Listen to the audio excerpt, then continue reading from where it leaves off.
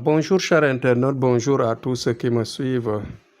Aujourd'hui, je reviens prolonger l'explication d'hier sur l'étoile de la personne.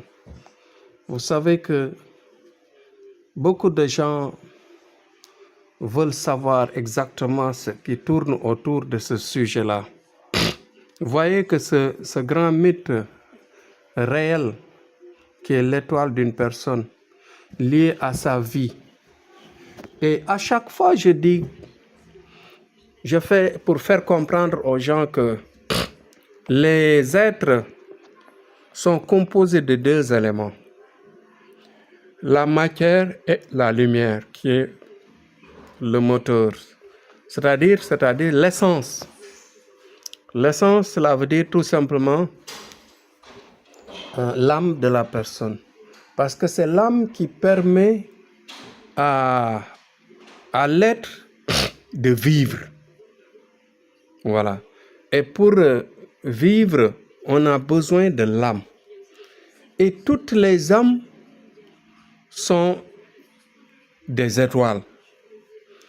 Et l'étoile de la personne détermine la puissance qui entre dans la matière, c'est-à-dire sur le physique. Je vous ai dit une fois que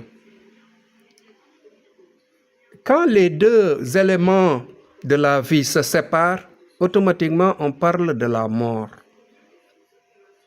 La mort n'est pas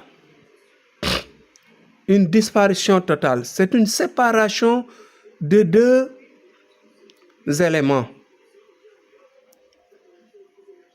qui font la vie. Deux éléments qui font la vie, c'est-à-dire c'est le sable, d'autres diront l'argile, et aussi la lumière qui est l'âme.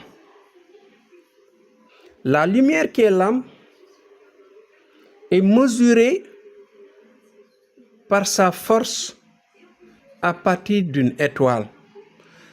Il y a des étoiles fortes, c'est-à-dire en grande masse, avec une puissance énorme, incalculable. Il y en a d'autres qui sont de moins en moins petits jusqu'à la plus petite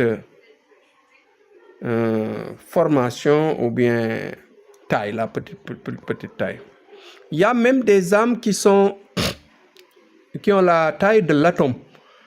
C'est-à-dire les gens qui vivent, qui naissent automatiquement, ils meurent. C'est-à-dire, il y a des morts-nés, c'est-à-dire ces âmes-là qui sont presque des miniatures dans le ventre de leur mère.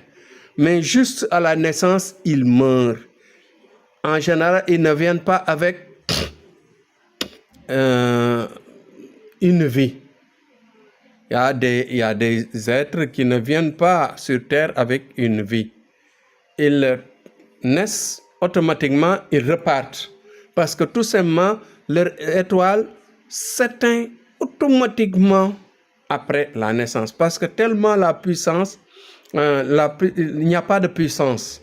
C'est-à-dire que la lumière est tellement petite que ça ne peut même pas résister à la lumière du soleil. Il suffit que l'être naisse, automatiquement, il disparaît à la même seconde, à la même minute. Bon, au fur et à mesure, il y a d'autres qui ont une longévité de vie très large, jusqu'à plus d'une centaine d'années, etc., etc. Donc, et ensuite, il y a la puissance des richesses. Il y a des étoiles qui ont leur puissance à partir de la richesse. Il y a d'autres qui ont la puissance de l'étoile à partir de l'aura. Il y a d'autres qui ont la puissance à partir de la protection, d'autres sur les sciences, c'est-à-dire les connaissances et les savoirs de la vie. Donc, il y a toute une variété d'étoiles. Il y a même des étoiles qui donnent la matière, c'est-à-dire le physique, la puissance physique. Par exemple, le star, par exemple, qui joue au football, son étoile est tellement brillante que quand il joue, il est accompagné par des djinns, par des êtres qui l'accompagnent dans toutes ses actions. Et ensuite, il y en a d'autres qui sont accompagnés par des forces surnaturelles qui réussissent dans le sport, dans la boxe, dans la lutte, dans les arts martiaux, dans les forces d'haltérophilie, etc., etc. Donc, voilà la différence. Et maintenant, une personne peut avoir une étoile moindre et ensuite booster son étoile. Hier, je parlais des sciences qui volent les étoiles, etc. Mais là-bas, c'est une autre façon, c'est un autre domaine. C'est le domaine des sciences qui font des déplacements des étoiles et qui volent des étoiles, des personnes. Mais là, je parle des étoiles en tant que telles. Parce que beaucoup de gens me téléphonent depuis hier, me disant comment une personne peut voler l'étoile de quelqu'un, d'où viennent les étoiles, pourquoi on parle d'étoiles, etc. Donc c'est pourquoi quand j'explique, je dis que c'est à partir de ça que j'ai la chance de pouvoir travailler à distance et ensuite de pouvoir faire la voyance à distance.